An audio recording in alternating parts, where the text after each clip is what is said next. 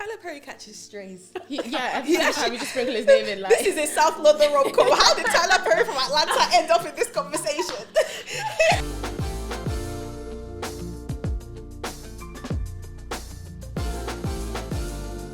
Hello everyone, welcome to That Would Bang podcast, a podcast where film and TV reviews meet fan fiction. I am your co-host Adesi. And I'm your co-host Patricia. And this week we are joined by a very, very talented, beautiful, amazing, fashionable. Hey, she's soaking it in. Keep them coming. Yeah, but this week we are joined by a very talented, beautiful, intelligent, funny. Oh yeah, it's coming. Yeah. Creative influencer and lifestyle blogger, Chrissie, Milan. Hello. Hi. Thanks for having me. Thank you for coming on to the show. We are so happy to have you here. I'm really excited about it. I was listening to it and I was like, oh my God, I love this podcast. So yeah, I'm so nice just to hear. ready to speak. Also, and you know what? I thought of like having you on because you're always posting about the shows that you're watching. Yes, I love posting about shows that I'm watching, but I feel like I'm not consistent with it. And I feel like sometimes I have ideas, but I'm just like, oh, like, shut the hell up. Like, no one wants to hear it today. Just like, I feel like there's sometimes I'll watch shows, say for example, 90 Day Fiancé, and I love watching it, but then in the back of my head I'm thinking about like how America's centralized themselves in the world and made everyone feel like, what's it called? It's not is it Eurocentric, or it's just very... I think Eurocentric is, I think it's the term, but ethnocentric. Yes, it's just very much like, oh, everyone wants to be in America. Like, they just have these really strange lines, or like, when their fiancés come over, they're like, welcome to America. How does it feel to be in America? And it's like, bro, relax. And I think everyone is after their green card. It's like, dudes, people come from good countries. Like, So yeah, I just like, I want to talk about it, but I'm just like, oh, like, just no one wants to hear it today. People want to hear it. There's discourse, there's discussions. Yes. Let's break it down. I think it's needed. I feel like a big part of like sometimes why I watch shows is just because I see like the conversations online. Like I want to be a part of that, and I'm like, I have FOMO, so I'll be like, let me watch this show just so I can sort of like get into it a bit. Yeah, I feel like that about shows like Love Island, because I never watch it, but I love reading people's tweets, and I'm just like, oh, I wish I knew what this was in reference to, but I don't. Why don't you watch it? I find it a really weird show. It's just really creepy. Like, there's all these like guys lined up and girls lined up, and you decide like who you're attracted to, and then everyone's in bikinis. And I don't know, I just find it so actually very true, icky to watch. I'm just like, this feels weird. So I just can't. I mean, obviously after a while, like, it gets funny or interesting, but when they wake up in the morning, they're in bikinis and they're going to make breakfast, and they're all just like, there's just something about it that just makes me feel a bit icky. So I don't really care it's very for unnatural. You know, it actually didn't cross my mind that everyone is like partially naked. And just picking each other, and it's so weird. I remember this one, I forgot what season it was, but like all the girls were lined up, and then they picked everyone, and then like one of like the black girls was lost, and it's just like, I just can't watch this happen, because it's like, I don't know what you guys' like upbringing was like, but my primary school was like completely white, so it's like remembering that feeling of like being the odd looking one. It's like, no, I'm a 10, but because we're a different vibe, you might think I'm a 2, but I'm a 10. Say it again. Period. Yeah, do you know what? It's the same. I had the same experience. I grew up in like, majority of the schools I went to were predominantly white, and I thought I was ugly until I got to uni. I didn't know that I wasn't university. Like, I just accepted it. And it's weird because it's like, you don't like, that's not literally like what your thought process is. You just like see them, and they're all with their like swoopy hair and like into each other, and then you're kind of just there, and you're like, it's like you imagine yourself as, it's so weird. It's like you imagine yourself like, this is such a weird example. You imagine yourself with swoopy hair too, but then you look at, it's just like your hair doesn't look like that. You don't like, you just don't fit into their dynamics. So yeah, when I went to secondary school, that's when I realized like, oh, okay. Oh, so secondary school changed it for you? Yeah, secondary school was like normal, but then primary school was primary school, secondary school, everything for me. I was in very white areas. I remember in primary school, oh my gosh, how's it becoming therapy? I used to envy like when white girls would tie their hair in ponytails, because their hair would be like swishing. I'm like, whoa, why can't my hair swish like that? And then that was the time of like when my mom would relax my hair myself, and like we didn't use gel to like slick hair down, so I'll be using Blue Magic to make my hair slick. Magic. And it was just puffy, and I was just thinking, God, why have you given me this? Oh Lord. But yeah, just a little insight into my life. No, that's really interesting. I did No, like my school was actually just very non-white. Like white people were the minority, and yeah, I still didn't feel like. Wait, what? I honestly, I feel the same as you, Adesi. I feel like once I got to uni is when I sort of came into my own, because I was definitely kind of like that person in school that kind of just had her small group of friends. I was kind of nerdy, like I was kind of like chubby as well. So like, You're chubs. Yeah, me man, too. I had weight. Gang, I had gang. some weight on me, Yeah, you I was know. chubs. And now it's just all in the hips and the thighs. But anyway. I wish it translated. I wish that happened to me. But anyway. But yeah, it is kind of weird though, because I feel like I used to think of like dainty like white girls with like flowy hair as like the epitome of like femininity, and they were like always slim and stuff, and they could just throw on stuff, and I just wasn't that. So it's just a bit like, okay, this is a bit walks. I used to be a Love Island stan. I remember, I think when we first started the podcast, I was fighting for it. And after I'm like, we just know that people are on there to find influencer status, true. essentially. Like, and I'm like, everyone get your bag, but it's like, you have to do a lot to get that bag. It's true. I don't think they realize how much they have to do. Like they go on, they think, oh yeah, I'm gonna get a bunch of followers, I'm gonna come out, I'm gonna be Molly May, but they don't know how to actually do it. Like they don't come out with like a story to tell or how to influence. They just come out with like car refresher ads. Oh, so cringe. She's saying the truth. It's like, girl, did you not make a plan? Like they don't do anything. They're just there with like, they're sitting on this like gold mine of people that are interested in them and like want to hear them speak about something, and they're just like, It's kind of like last year's winner, Ekinsu. Like apparently she's been really struggling, and she was like, she won. But people are saying she was going to be the next Maya Jama. Like, what happened? Yeah. How did she lose? And whereas India, sis is in her She's bag. an it girl. She's everywhere. the thing is, I feel like because they didn't do anything, they didn't like do influencing before, they don't really know how to, because the thing is, when you get like a large amount of people coming to you at once, you don't know what to say to them. You're just like, oh, hi everyone. But it's like, if they had to build it, this is why Molly May was so good, because she was an influencer beforehand, and she kind of knew what she wanted out of it, so she came out like A, B, C, D, whereas the rest of them are just like, shop, I use my discount code. So then, this question I'm going to pose to you, as an influencer with a lot of knowledge on the influencing sphere. Yes, I do. If you went on Love Island, Yeah. and you came out and woke up with 1 million followers, like when you came out of the villa, how would you cultivate that to make it work? This is a good question. Mate, I asked them. Okay, first things first, I'm starting a YouTube channel because while Instagram and TikTok are like where everyone is mostly, the size, if you have 600k on Instagram and you have 600k on YouTube, the YouTube one is going to make you way more than the Instagram one, because for a long form platform, it's where community is. So if people are buying into you there, then brands will want to like pay for that. Sorry, I'm getting very like... Get into it. It's just, I like it. Yeah, so YouTube would be first. I'd be posting vlogs about like life after Love Island, showing what my daily life looks like, talking about the rise to fame or whatever it is. Like really let people in to like the journey of like coming out of this like isolated villa that you're in, the experience in there that you can talk about, and then what life looks for me now, and like what that come up looks like, whatever you want to call it.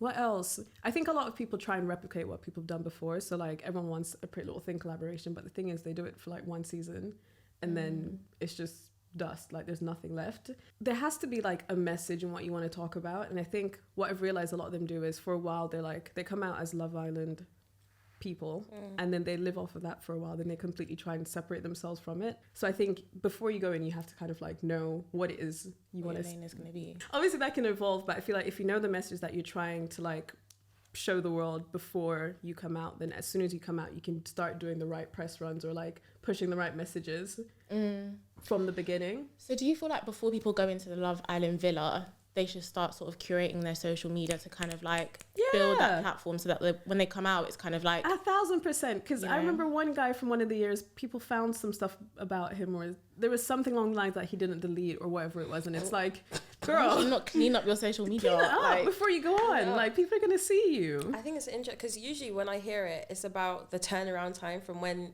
like you're on standby essentially, so it's not confirmed that you're going to be on Long Island. So you can be told like a couple days before you're going to Villa, and then people like, and they're just they're scrambling, doing your own haircut and everything. But I think from the minute you've applied and they've shown interest, start curating. It's Right. true. How are you giving Love Island advice? You know what? It's true. I'm telling you, when this episode producers comes of out, that. some islander will be taking notes. They'll be taking notes. You heard it here first. You heard it here You heard all first. the Heard it here first. So, would you ever go on Love Island? Absolutely not. There's no flipping way. You could not pay me enough money to go on that show. Is there any sort of reality show that you would go on? Oh, because I love reality TV, but which ones? Okay, real estate is not my thing, so Selling Sunset, it's out of the picture. The Real Housewives, I love, but I just feel like, who are these people? Like, why are you actually here? Keeping Up with the Kardashians, that's probably one of my favorite reality shows, even though they talk about nothing. So the new Kardashians. The new Kardashians, Yes. What's different about that series? Like, It's a lot cleaner, I think. Okay.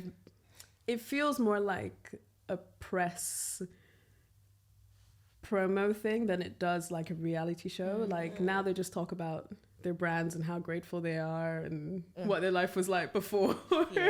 Yeah, it's not as like dramatic as the old seasons, I think. You guys made a whole big deal about ending your show, and you to come back. not even 1 year later, you said, money is running low. Everybody put your camera and your makeup on. It's actually so true. They What? weren't missing for a minute. And the old one was better, so it's like you made this whole hoo-ha about we're ending, all the crew holding hands and crying.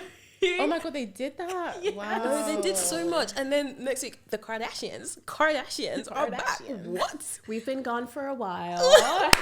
That's probably my favorite thing about the Kardashians is the way they talk. It's hilarious. The parodies on TikTok I of it are know. so Sorry, so the brother and good. sister from like the Philippines. Have Yeah. you seen those?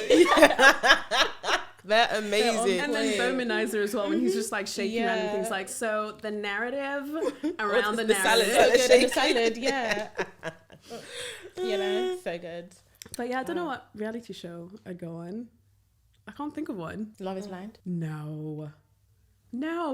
I think no, because that show is one of my favorite shows. However, I think it's a certain type of madness to go on a show and not know someone and decide to marry them on TV. I don't know, because I feel like if it was season 1 with Lauren and Cameron, after that season, I was like, you know what? I could try. Really? Yeah, Lauren and Cameron. Lauren That and was Cameron were Prince and our Princess king and love, queen. man. That was serious. White Boy Winter all the way. But then all the other seasons came, and I just realized that they're casting for casting's sake, and it became more of a Love Island vibe of like people are coming there to be influencers. Yeah. And like also from working behind the scenes in like non-scripted TV, you know when you're casting, you're looking for people that are unhinged. If that makes It's more sense. entertainment. You're not looking for normal people who have sound mind. You're looking for people that will cause chaos, a ruckus. So I don't know if I'd go on there myself, because I don't want to wed into a family where people are psychos. So yeah. Insane. And you can tell in each season they add like a little bit of extra sprinkle mess, because they never used to have like I can't remember the first season, but I'm pretty sure they never used to have like all the cast members together on the honeymoon. I don't think they did that in season 1, but On the honeymoon? Oh yeah, they all went. They all went separate. They went to Mexico together. Did they? But in this one, the latest one, they went to Mexico together. It's like they're bringing in things to make it more messy. The first season, I feel like it wasn't about They the would do other those separate people. It was things for a like bit. each couple. It Whereas wasn't. now they want to put everyone together to see who's gonna Mix like, up.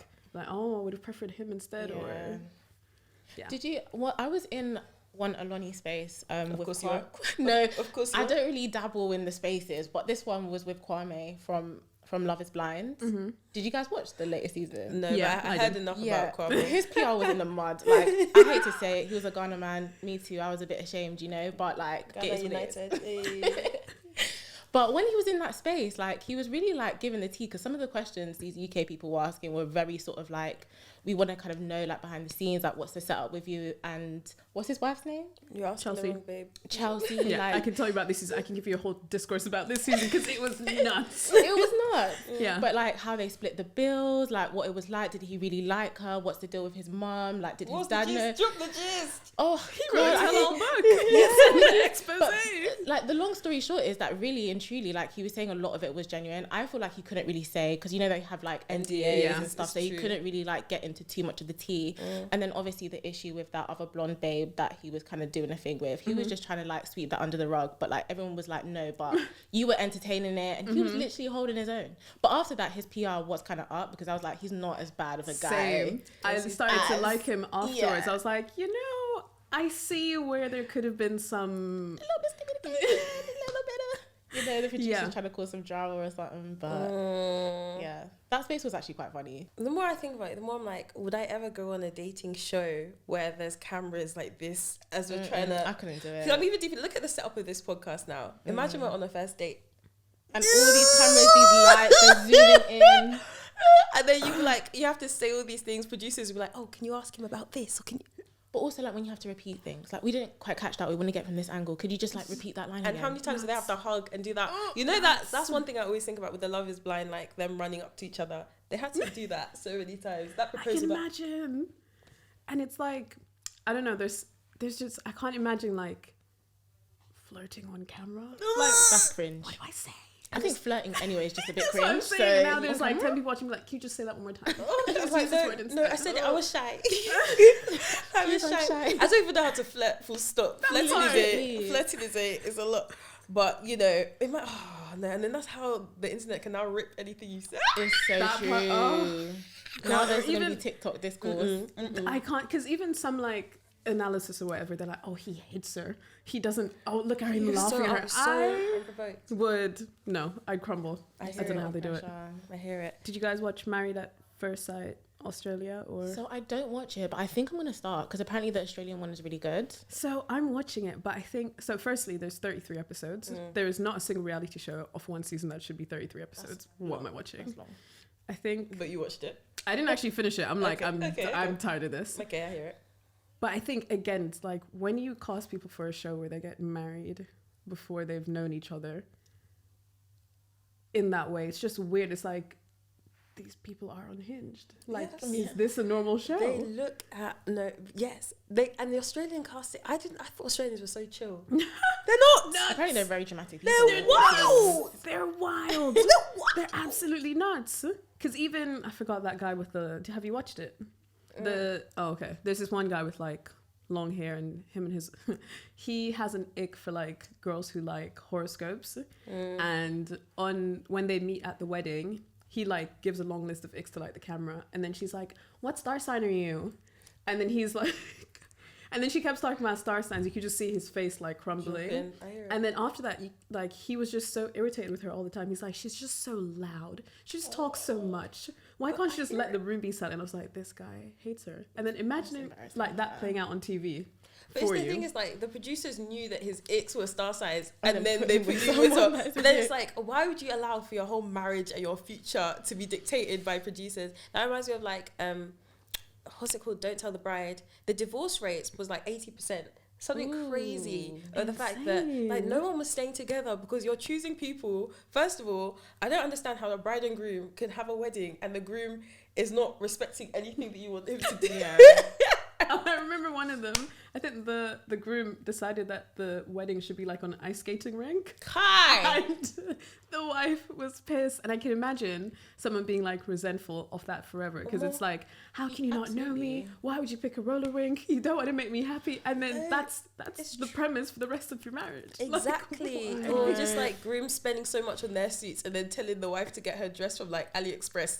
It's just, it's off. It's off. Or the bridesmaids dresses from Primark. I saw that episode. I said, that is so bad. That is so bad. But guys, we've spoken a lot about every other show under the sun. Oh God. But we need to talk about Rye Lane. Yes, we do. For anyone who doesn't know what Rye Lane is, it's a rom-com that basically follows a couple who are dealing with their separate breakups but find connection and romance in South London.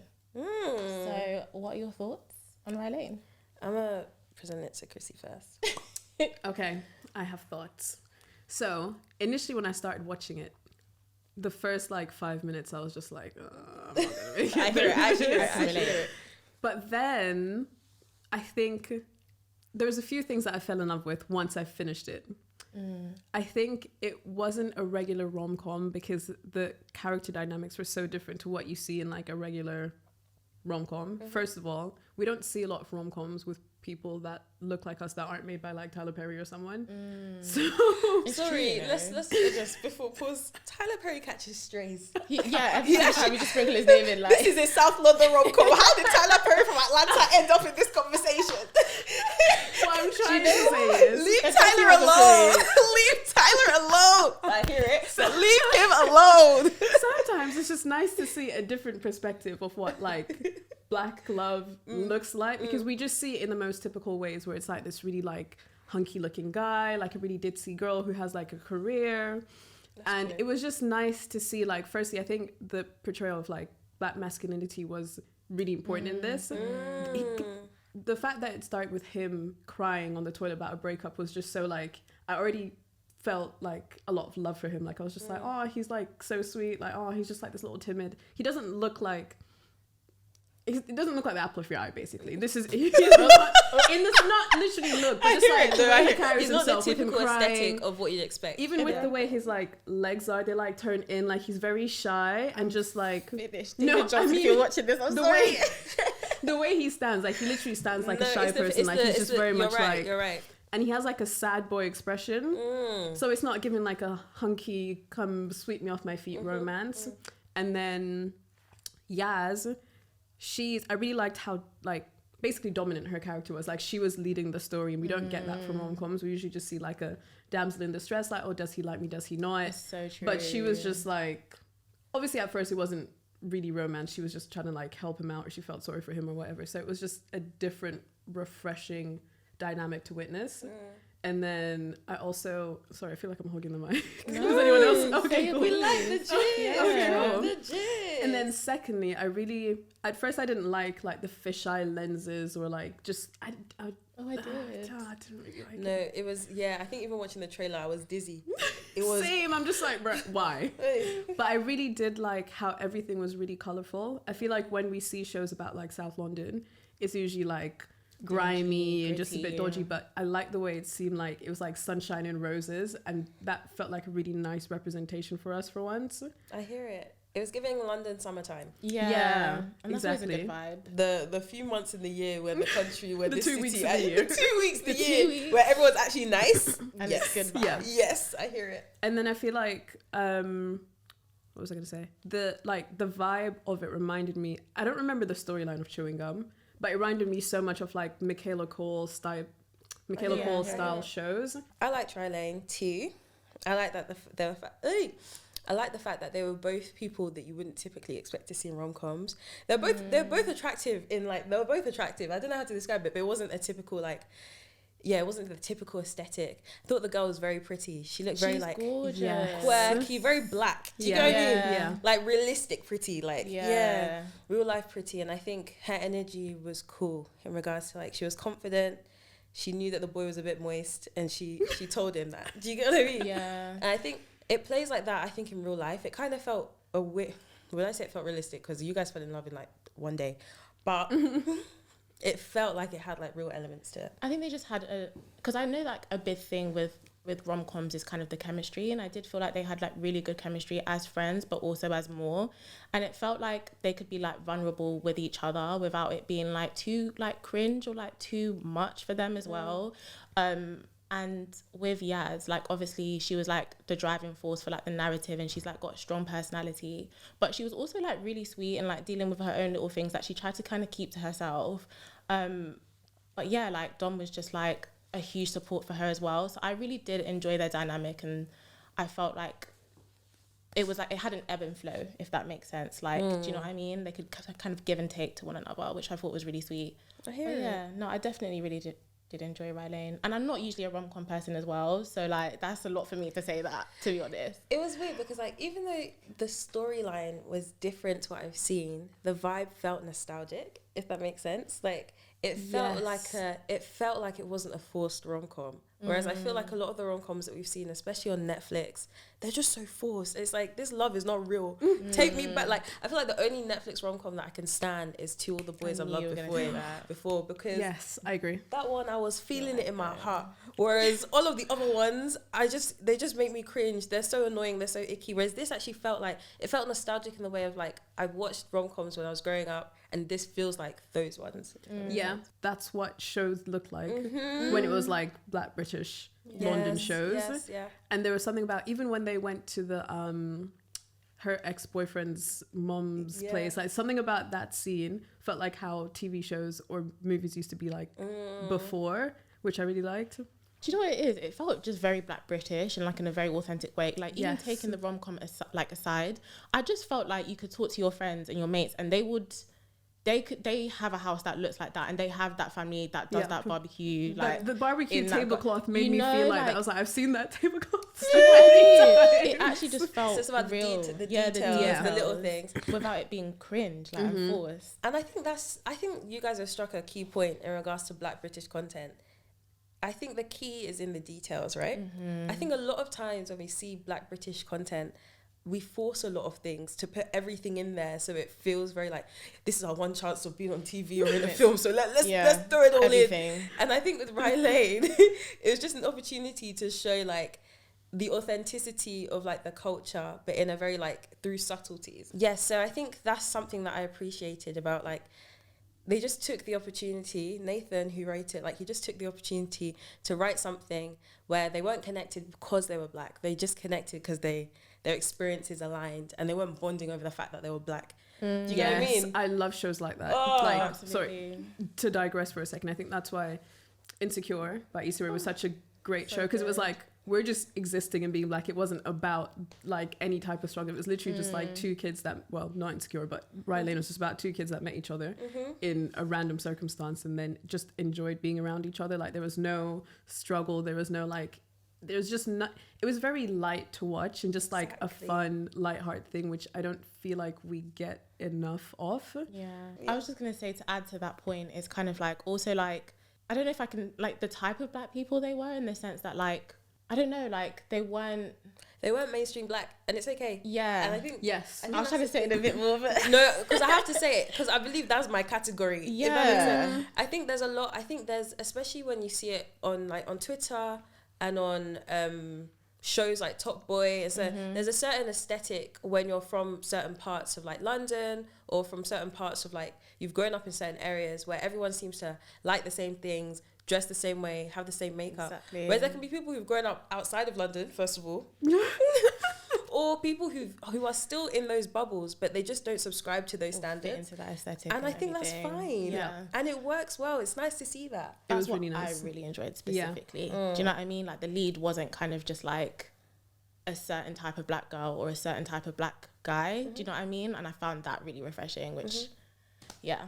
It was nuanced. It was very nuanced. And I found that in the colors that they were wearing as well, because he was wearing like, I think it was like something pink and yellow, and his shoes were like green, which I don't know, something about it just made him feel really light and airy. There was just something refreshing about it that, as you said, like he wasn't wearing like a black Nike tech sweatsuit. But then, in saying that, I was watching it and thinking they're wearing a lot. This is a lot of color. But you know, side note, what? don't you think he was kind of dripped out towards the end when he Yes. went to the what's this little two-piece? Wow, is that you? No, they said finale. They said finale. We had to shine. But That's kind of icy. But yeah, what you saying? Sorry. No, I think the colours were confusing me, mate. Sis's bag was stressing me out. Yeah, his shoes were stressing me out. Everything together. I feel like it was on purpose. Yeah, 100%. Oh, Defo. No, but like, yeah, just like it was meant to feel as quirky as possible. Yeah, they did it. They did. They definitely did that. They did it. I like that. Did you guys spot Colin Firth in it? Yeah. He was the guy selling food the tacos. Yeah. I didn't spot that. I was like, Colin, wow. Are you doing it? I really liked it. I was just like, it kind of showed that it was like, I don't know, it kind of gave like approval to it in a weird way, because someone who's like such a respected person in the industry is involved in a show like that as well. I don't know, in a film like that, in a weird way. I don't know how to describe it. Like, we're used to seeing him in like really, really big blockbusters, and this is kind of giving more of an independent film, but he sees it and he recognizes that, and I appreciate that. I think it's one of those staple actors in like the mainstream kind of film industry, kind of giving a nod to kind of this new type of rom-com that's like emerging, that's like from London with all these new talent. I think it was quite nice to kind of just have that crossover with Colin Firth being in that, and obviously like you know him from like Bridget Jones and stuff and like all those different type of movies, so it does feel just like, oh, like that's one of the actors that I know from like back in the day that does these type of films and that. But also Munya Shawar was in it. Munya's everywhere, mate. I love it. What was he doing in it again? I remember seeing him. Restaurant. Yeah, he was. Yes. All you could eat restaurant that they were at. Yes. Yeah. I don't know what he was doing there, but it was a nice song. He was doing what he had to do. But then, okay, so one thing we see in rom-coms in general is that people tend to fall in love in a very short space of time, short period. In this case, they fell in love in one day. Yes. So, I specifically hate movies that are over the space of one day. That's really specific. It's one of my pet peeves. Like, it annoys me so much when something's, because it's like, girl, how that all happened in one day. But I think with this one, because everything else I loved so much, I didn't really pay attention to it as much. But I don't like one day films. And they did so much. Yeah. They did so much, but their romance felt kind of real. Like, it did feel real in it. But I was going to ask, do you guys ever think that you could fall in love in a day? Do you think that's possible? Yes. Oh. She was like, yes. I was like, no. Honestly, 100%. I was taken aback. Okay, why yes? Even though I hate films that happen in one day, I think if you spend an entire day with someone, like literally entire day, and you can have a conversation. Have you guys ever seen... There's an article, I think it's by The New Yorker, and it's like 35 questions that can make you fall in love. Yeah. I feel like it's something like that. If you spend an entire day with someone that you genuinely enjoy being around, by the end of the day, you could be like, that could be my husband. Do you think that's love, though? It might not be just love. like a deep like. Deep like. Yeah. Real like. Yeah. I actually like you, and I'm not embarrassed of it. Yeah. You know? Yeah. Yeah. But then I sometimes find, especially in the world of dating, you could have that experience on one day and then you meet them again, you're like, I thought we connected. 1,000%. But what happened? The one day went well. Maybe in day two you're like, maybe not so much, but it could still happen in one day. I hear it. I agree. Yeah. Maybe it was just for that moment. Maybe you just had a really good day with someone and that was it. But then I hear it as well with what Chrissie said, because the one good date, that if it lasts a long, long time, you can go and say, you know what? I want to see you tomorrow. I'm blessed. So there you go. Let's get married. I love you. Are you okay? She said, I love you. Okay. I'm dead. But I'm conscious of time. Oh, yeah. So let's move on to the final part of the podcast. Are you excited? Is this the part where you guys do the alternative? Okay, yeah. Do you want to tell us how it works? You might as well go for it. So how this part works, they both say, Addie and Patricia both say their own remaked versions of the film that we're talking about, Rye Lane, and then I pick my favorite one. Right? That was perfect. Yeah. This is how Chrissie, she comes prepared, she comes ready, she comes showing us Our the business. purpose. I love it. Learning objectives ticked. I can't even lie, disclaimer, my scene, I wrote it at 1 a.m. Yeah. Okay. Did you mean to say that? No. Is that to like allude that it's all in the feels, or? It's all in the, as in like, I had a cold as well. Why are you giving all these disclaimers? Are you trying to say you wrote this in your lonely hour, or? No. The scene that we decided to focus on is if Dom's ex, which is Cass. Isn't it Gia? I thought it was Gia. Okay, well, so you know when she says Cass, she means Gia. So who's Cass? Do you mean the other girlfriend of Yaz's ex? Hey! My scene was the wrong What did you say? Cass for Gia? Yeah. I watched it many a time ago. So, and then when I Googled them, the real characters were like, it wasn't matching up. So I just had to use my imagination. Okay. You know what? I think you should say it up. Okay, so basically, the scene that we've decided to work from is basically, I don't think there's a specific scene, but we've kind of just reimagined what would happen if Gia, who is Dom's ex, asks for him back, basically. What would unfold? How would that work? I can't believe that's her name. I've been calling her Kaz. Her name's Gia. Okay. Next. Go. So in my scene, she kind of does ask for Dom back, but it's It's jokey, it's lighthearted, but it's more of like a vessel to figure out the dynamics of the relationship that Gia has with her new man, Eric. Gia is waved over drinks with her girls. Her friends ask if she'd ever get back with Dom because he defo would get back with her. As a joke, they grab her phone and send Dom a DM to prove it. It gives Gia an ego boost, but in the end she deletes the message. Sorry, stupid joke with the girls, XX. The next day, Dom and Yaz are in their local cafe talking about the DM. Dom is unfazed because he's in love with Yaz, but she's jarred. The audacity! Her cousin walks in and she fills him in. He clicks on Gia's profile and laughs. He's seen her before on Hinge and slept with her twice. Their jaws drop because Gia is defo still in a relationship with Eric. Dom is hesitant because he doesn't think he owes Eric anything, but Yaz is adamant that they have to tell him. He's been trying. He's finally got a new job and he saved up enough to buy a ring. It's not much, but Gia is the woman he wants to marry and he's invited their closest friends to her surprise engagement party. The party is underway and Yaz says she'll distract Gia whilst Dom breaks the news to Eric. Yaz accidentally, on purpose, spills food on Gia's dress and hurries her away to clean her up. Dom drags Eric into a quiet room who is surprised to see him and pulls him into a hug. But Dom doesn't hug him back. Instead, he breaks the news. There's a long pause where Dom thinks Eric is about to cry, but instead he starts creasing. Nah, Gia isn't cheating, bro. Not on him. They're in an open relationship. Dom is gobsmacked. Eric steps back into the party and gathers everyone's attention. Yaz's face drops because she knows he's about to pop the question despite everything. And indeed, Eric drops to one knee and pulls out the smallest diamond you've ever seen.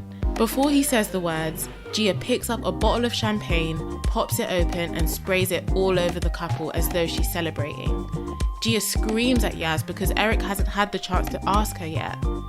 Dom yanks her by the hand and they run out of the party. He explains to Yaz what Eric told him and they burst into fits of laughter.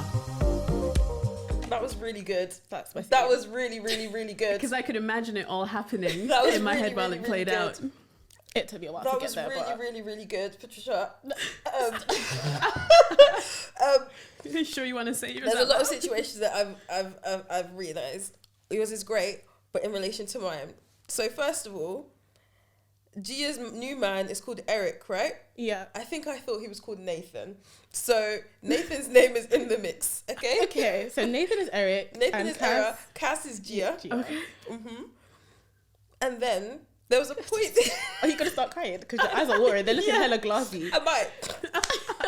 There was a point in it where I said Nathan's house. I meant to say Jules' house. Who's Jules? Yaz's ex, right? Yeah, Yaz's ex. Okay, Don't do that. No, Don't do that. Don't do that. But yeah, okay. So a wider setup for my scene.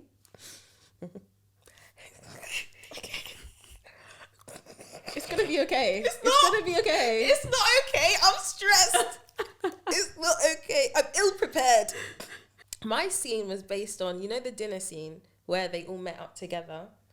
And I focused on Gia, but her name is Cass in this story, what she would do if she just continued to pursue him a bit after, if that makes sense. So, like, following the same story, but Gia's tagging along. Mm-hmm. Yeah. Listen with an open mind and heart. Okay.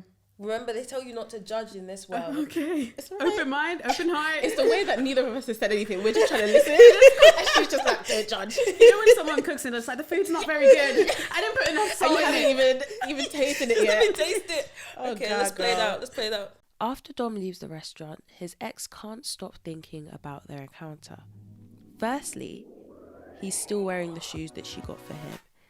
And secondly, he finally looks like he's got some sauce. Plus, seeing him with Yaz makes her even more attracted to him. Kaz has to get him back, or at least stop him from successfully moving on. Her current boyfriend Nathan is even jarring her, as he keeps making her watch him rap Jaden Smith's part of Never Say Never. Is annoying. When Nathan goes to the toilet, she logs into Dom's social media accounts as she knows that his passwords are still her name. She scrolls through looking for evidence of his relationship with Yaz, but finds nothing. It raises her suspicions and causes her to investigate. Maybe she still has a chance with him. She shoots Dom a text but notices that they're on one tick. Has she been blocked? The presence of her current boyfriend is irritating her even more, as he clearly tried to kiss her without washing his hands first.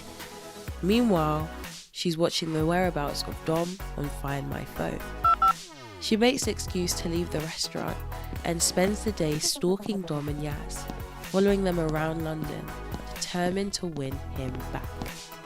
She watches in awe as they enter Nathan's house, assuming that Dom has leveled up without her. Is this his new place?